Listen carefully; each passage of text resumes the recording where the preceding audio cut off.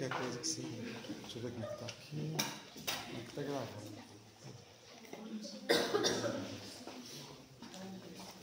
Não. Pode ir? Pega, apresenta. Ele vai falar? Quem vai falar primeiro? Você? Ele? Não tô sabendo. Mas pode Não pode começar. começar? Pode. Pode então. Vem cá. 3, 2, 1.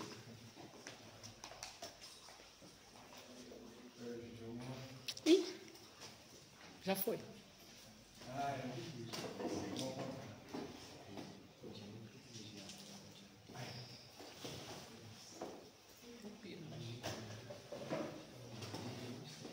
Pessoal, boa tarde.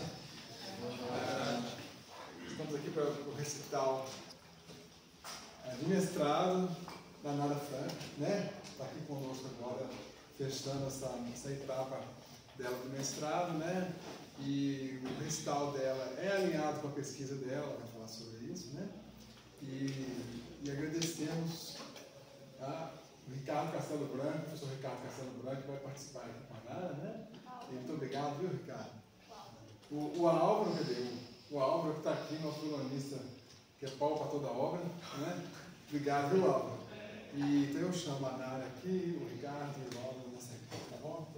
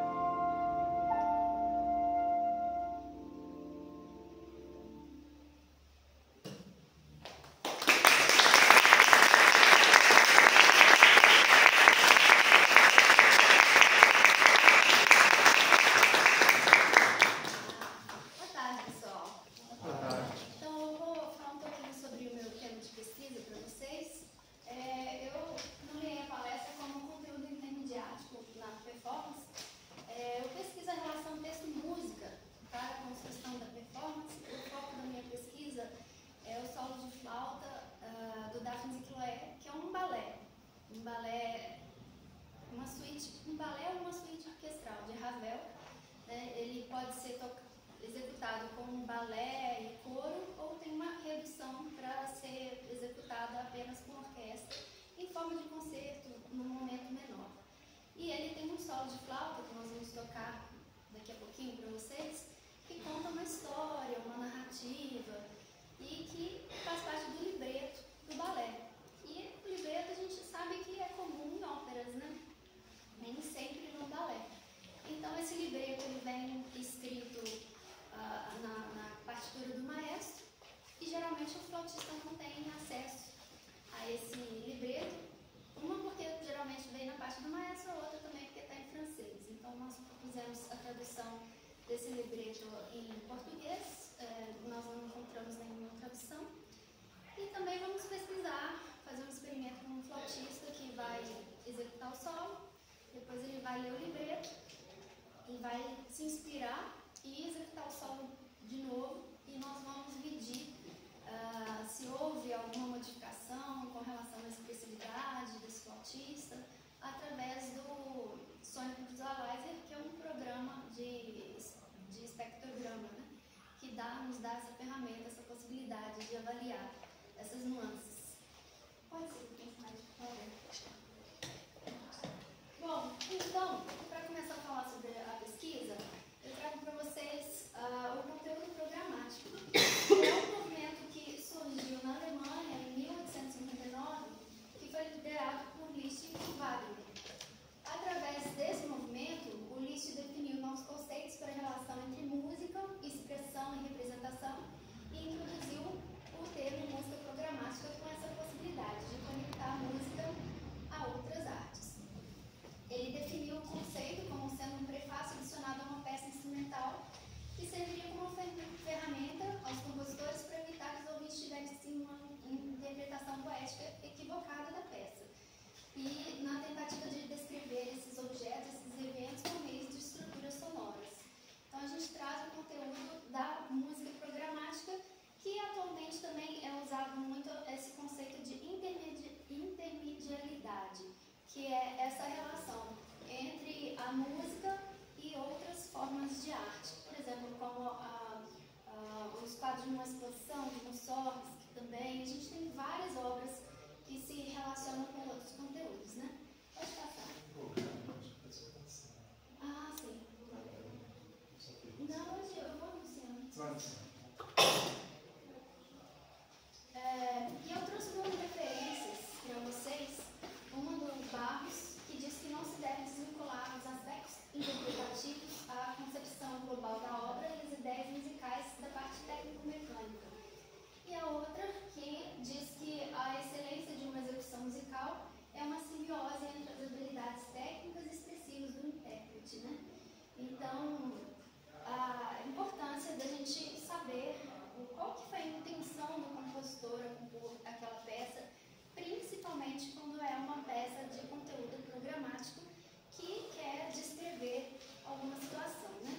Pode passar, por favor?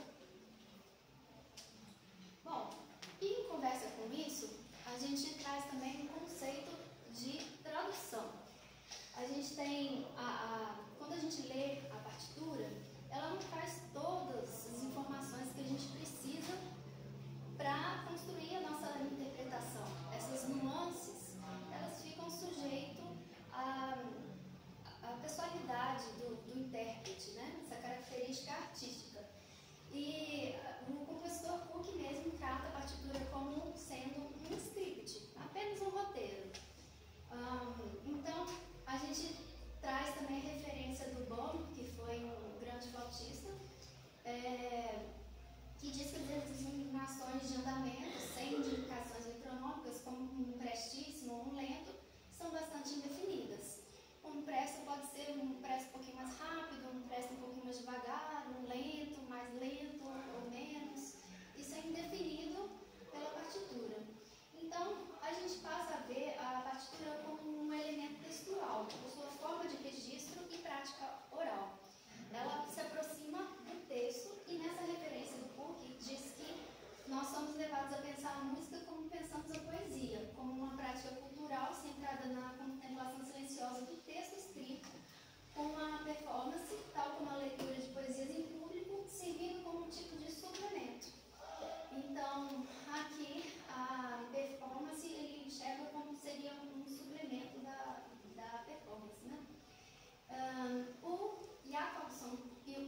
enxergam também o intérprete como um colaborador do compositor. Porque o compositor, quando compõe uma música, ele transcreve as suas vivências, a sua visão de mundo a respeito de um determinado tema, né? Que nós estamos falando aqui da música programática. Igualmente acontece para o performer. A gente vai transmitir, através da nossa visão de música, a leitura do que a gente entende daquela peça, né? E aí a gente cria sempre uma nova obra, através da visão de cada um. Pode passar, por favor. Então a gente traz aqui essa correlação entre a música e a linguagem. A gente traz os conceitos da Pádua de dimensão semântica, onde ela diz que, sintaticamente, o ritmo e a melodia correspondem à linguagem, né? Sintaxe, para quem não lembra lá do português, é a estrutura gramatical. E o conceito da semântica, que se relaciona com a dinâmica de timbre, que são recursos interpretativos. Semântica se relaciona com o sentido, né, do que a gente quer dizer. O Debrusch também, que é um grande flautista, traz também o conceito da interpretação se relacionando com a tradução. Ele diz que a interpretação é uma forma de tradução. E o legal é que a gente tem várias traduções quando a gente fala de música programática. A gente tem essa tradução da partitura para o que a gente está tocando, a gente tem a tradução do contexto para o que a gente está executando, né, contando a história. No caso do Daphnis e Chloe tem também o balé. Então são muitos conteúdos midiáticos para significar o que a gente está fazendo. Bom, e aí a gente entra com o conceito de tradução intersemiótica de Purcell e Jacobson. Purcell é o pai da semiótica e ele designa o conceito de signo, que é o que a gente usa para se relacionar a outras coisas. A gente tem a transposição intersemiótica, que é de um sistema de signos para outro, por exemplo, da arte verbal para a música, para a dança, para o cinema, para a pintura, né? As mídias artísticas que eu falei com vocês. Pode passar, por favor? Então, agora sim, o conceito de signo, que é a representação de um determinado objeto por intermédio de uma cadeia infinita de significantes. Todo signo é uma referência a outro signo, que, em ser apenas uma referência, revela a lacuna entre o símbolo e a sua verdadeira essência. E é nesse espaço entre o significado e o imaginário que o compositor oportuniza a imaginação e a criatividade do intérprete. Então, quando eu falo com vocês, por exemplo, uma caneta, cada um pode imaginar uma caneta de um jeito. Ela pode ser vermelha, pode ser azul, pode ser amarela, pode ser de tinteiro. O objeto caneta deixa margens para muitas imaginações a respeito dela. E é nessa margem que o intérprete entra e pode dar sua pitadinha, né, de significado pessoal ali para criar a interpretação. Pode passar, por favor? Bom, o intérprete deve ter o poder de transformar as notas em palavras e aprender a cantar com o seu instrumento, destacando a expressividade obtida pelo cantor ao unir a letra à música. Aqui, no caso, a gente traz uma citação do Bono com relação a uma música que contém letra. Mas é interessante a gente pensar como se cada nota falasse quando a gente vai tocar. Isso torna a música muito mais expressiva, se a gente conseguir aprender a transformar as notas em palavras na hora da nossa interpretação. E trago outra citação que diz que se a música não é um reflexo dos nossos pensamentos e sentimentos, é apenas uma concha vazia. Então a gente tem que botar significado naquilo que a gente está fazendo, um propósito. Podemos seguir? Para concluir, uma obra musical não pode ser apenas um conjunto de notas e ritmos. Ela é a essência das vivências do compositor,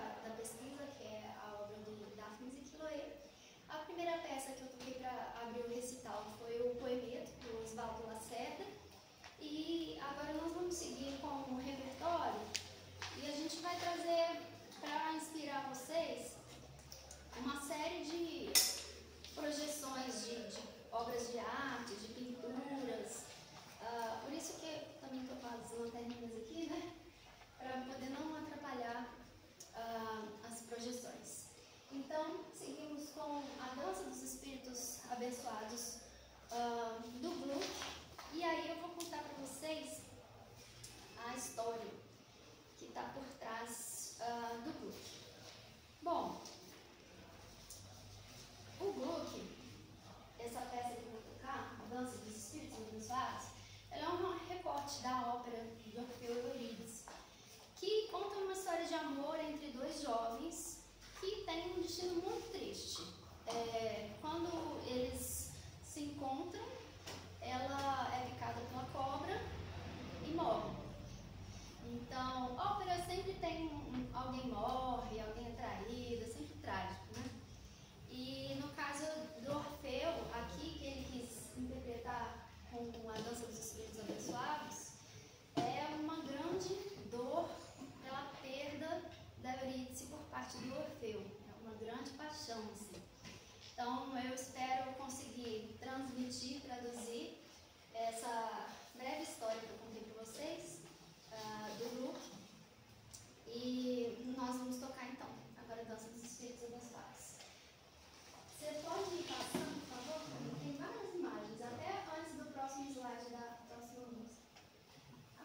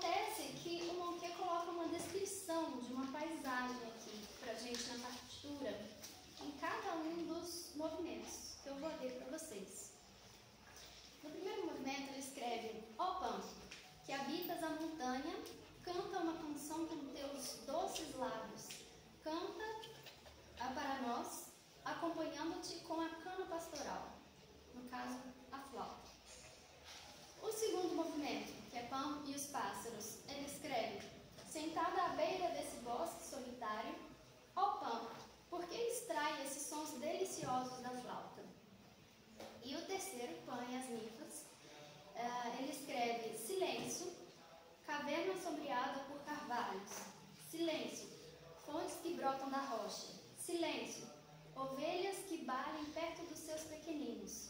O próprio Pan, em sua flauta harmoniosa, canta, tendo colocado seus lábios úmidos em suas flautas montadas. Ao seu redor, com pés leves, as ninfas da água e as ninfas da floresta dançam em coro. Bom, primeira coisa que eu gostaria de contar aqui, para quem não sabe ainda, né?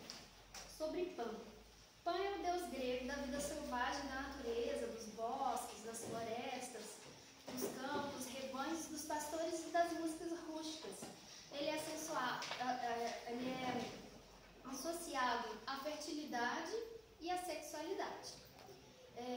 Então, ele reside nas florestas, sendo um andarilho, e ele é apaixonado por música, ele é sempre representado com uma flauta. Ele tem a forma de bode na parte de baixo, com chifres em cima. Vocês vão ver nas figuras daqui a pouco. Ele era o deus favorito dos pastores e ele ajudava a cuidar dos rebanhos dos mesmos.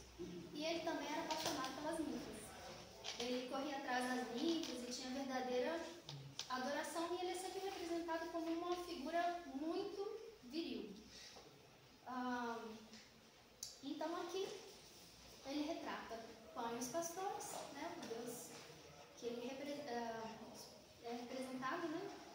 Os pastores seguem Pan. Pan e os pássaros, porque tem essa questão da natureza, e Pan e as ninfas. Como que a gente traduz isso através dessas obras, desses três movimentos que a gente vai tocar? No primeiro movimento, vocês vão ver uma coisa mais... vários momentos mais tranquilos, mais pastoril. E essa coisa pastoril sempre fala de uma vida bucólica do campo. O segundo momento, Pan e os pássaros, vocês vão ver uns arpejinhos aí na flauta. A flauta comumente representa passarinho, né? Na história da música, da flauta. E Pan e as ninfas, também uma coisa bastante sinuosa no terceiro movimento.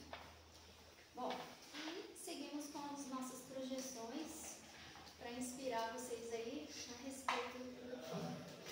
Sempre associado à flauta e às ninfas.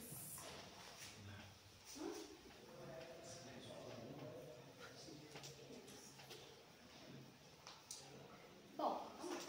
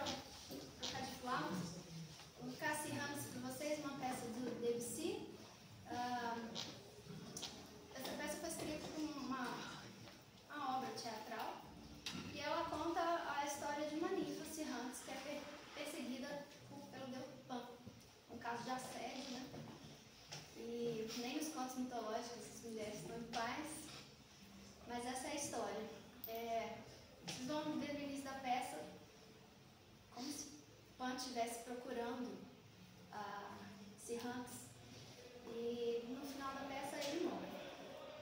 Então, vocês vão ver esse decrescendo assim na obra. Bom, vamos lá.